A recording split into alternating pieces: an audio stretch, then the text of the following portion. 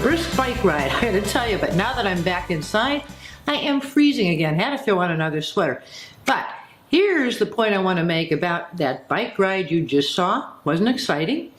If you are an author, a would-be author, a writer of any sort, chances are you sit too much at your computer. Am I right? It's an occupational hazard. Now, this actually is about do what I say, not what I do. Because that bike that you saw me on, I don't do it all the time. I sometimes go to the little gym and hit that treadmill for a good 30 minutes, and I'll take walks. They're good things to do, but it isn't enough.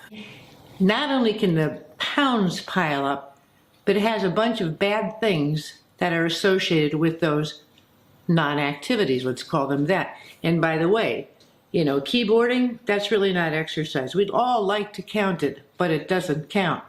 So, a couple of suggestions for you. Find yourself any kind of little habit. Build from there. That's what I'm still trying to do, which is why I say this is about do what I say and not what I do. Doesn't matter your age, walk, walk, walk.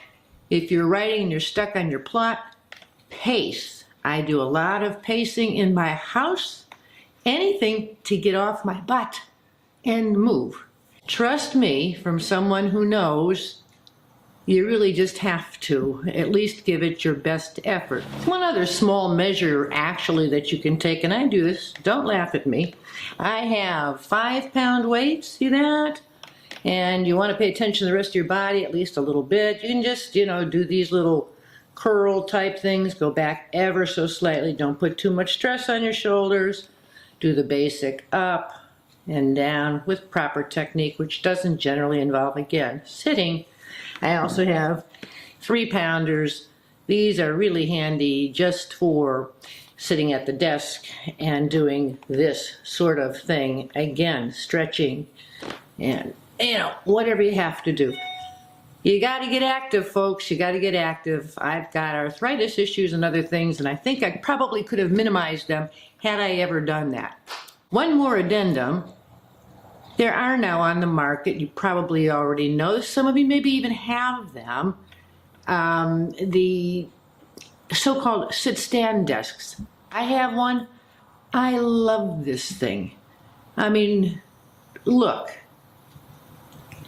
how carefully and easily this thing glides up so that I can stand, but periodically just stand and type. You'll find your comfort zone.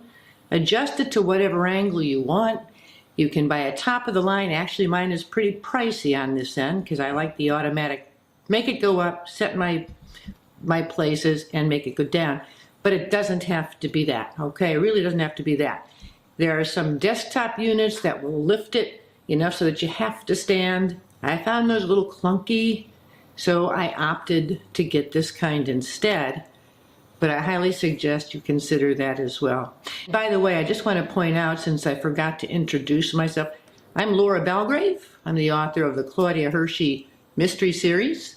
And notice, by the way, how artfully I have displayed the paperback versions, although they're available in ebook, Amazon, etc., if you'd prefer that kind of format. Anyway, don't lie down when you can sit. Don't sit when you can stand. Don't stand when you can walk. And don't walk when you can run. It's true of writing, you already know that.